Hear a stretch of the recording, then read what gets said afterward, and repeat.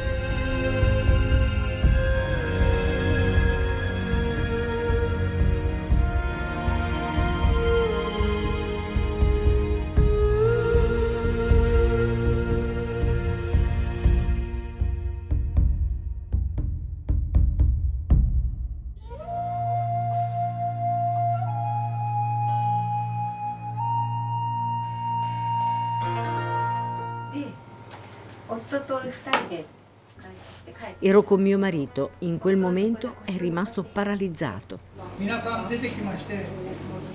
Siamo usciti tutti nella piazza qui davanti al ristorante. Le case intorno a noi erano tutte crollate.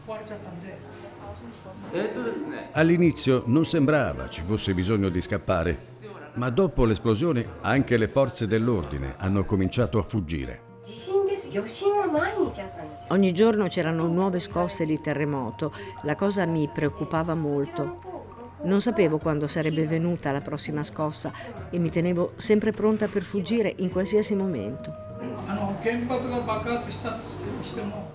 Anche dopo aver sentito del disastro nucleare non abbiamo capito quale fosse il problema. Nessuno pensava di dover fuggire. Solo dopo che la polizia ci ha detto quanto fosse pericoloso abbiamo capito la gravità di quello che era successo. Ma comunque pensavamo che saremmo potuti tornare dopo 3 o 4 giorni.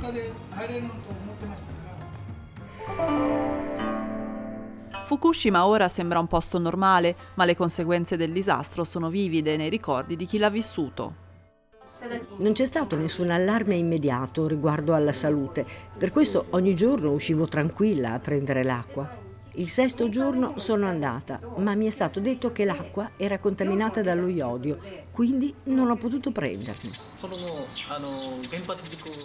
Le difficoltà sono emerse dopo, con il dubbio se avremmo potuto continuare a coltivare i campi.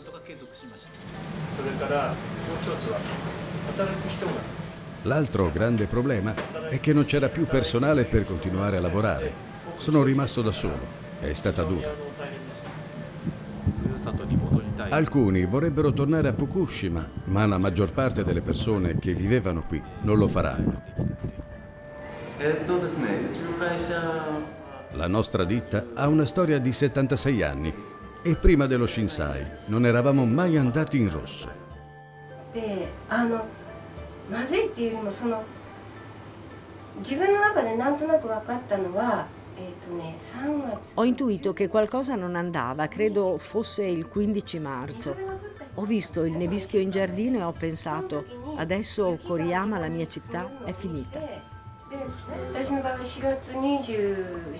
Il 28 aprile improvvisamente mi sono sentita male, sangue dal naso, mal di testa, dolore agli occhi, sonnolenza, lividi su tutto il corpo. In un attimo tutto è peggiorato. La vita è cambiata radicalmente. Fino a quel momento non c'erano mai state giornate senza lavoro. Prima, in un anno, non ci prendevamo nemmeno una settimana di vacanza in tutto. Poi ho dovuto interrompere per 5 anni.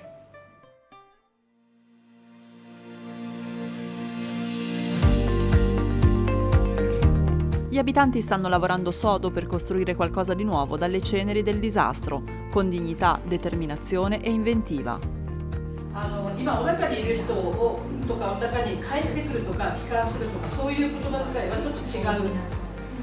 È sbagliato parlare di persone che tornano a casa o rimpatriano. Per tutti vuol dire cominciare da zero, quindi chi si sposta qui non torna, ma ci viene perché ha scelto di vivere in questa città. Perché mai, mentre le radiazioni continuano a essere rilasciate, mentre noi abitanti continuiamo a soffrire, qualcuno vorrebbe ripristinare il nucleare? 福島第一原発の事故のためにこの地域は放射能で汚染されてしまいました。 Dopo lo Shinsai tutta la zona è diventata radioattiva, quindi tutto ciò che avevo coltivato fino a quel momento è diventato invendibile. Ma ho pensato che non potevo lasciare che tutta questa terra andasse in rovina. E così ho cominciato a coltivare la colza. La colza assorbe tantissimo dal suolo, incluse le molecole radioattive. E quindi il primo vantaggio è stato quello di effettuare una bonifica del terreno. Inoltre, trasformando la colza in olio, perde le tracce di cesio.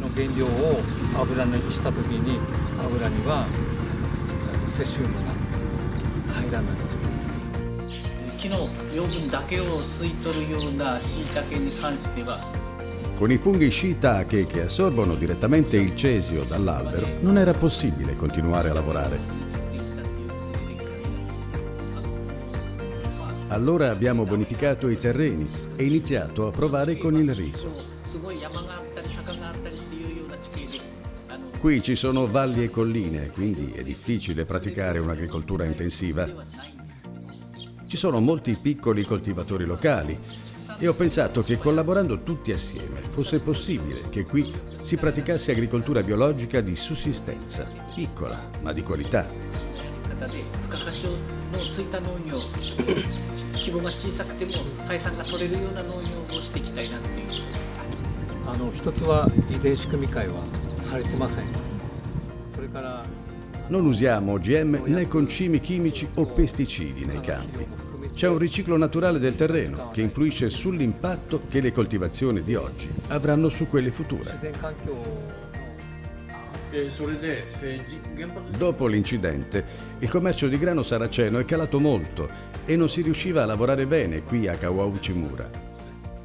Quindi abbiamo pensato a come valorizzare questo grano e abbiamo creato due tipi di birra. In una mettiamo la farina di grano direttamente in bottiglia e la lasciamo fermentare una seconda volta. Risulta gustosa e profumata. 実はそば粉を使った商品開発というのを始めました。その一つがそば粉。6つの約束があります。 Abbiamo dato agli agricoltori delle linee guida. Primo, controllare i valori del terreno. Secondo, dimezzare l'uso dei pesticidi. Terzo, dimezzare anche i fertilizzanti. Quarto, rendere i prodotti tracciabili. Quinto, diminuire l'utilizzo dell'azoto per le piante. Sesto, controllare i livelli di radioattività.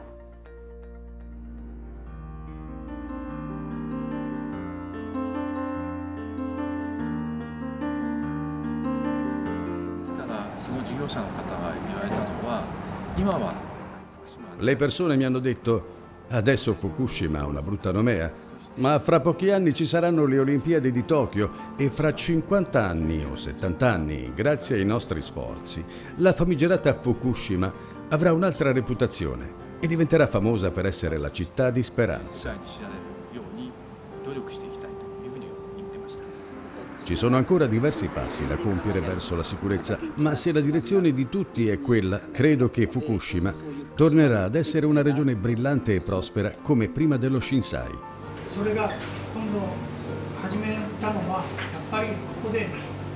Non so se tutte le persone che sono fuggite torneranno, ma se tutti ci facciamo coraggio, ci riprenderemo. D'ora in avanti, con l'aiuto reciproco, come abbiamo sempre fatto. Se c'è fiducia e le persone si sostengono a vicenda, io sarò qui a servire anche un solo cliente.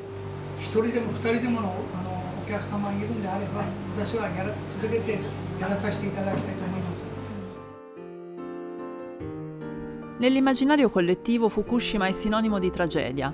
ma per i suoi abitanti deve custodire la promessa di un futuro migliore, perché al di là della rabbia e della paura ci sono le persone, individui, famiglie, comunità coraggiose che hanno piantato il seme della ripresa, perché Fukushima continui a essere la loro casa dove nascere e fiorire, una casa di cui andare fieri.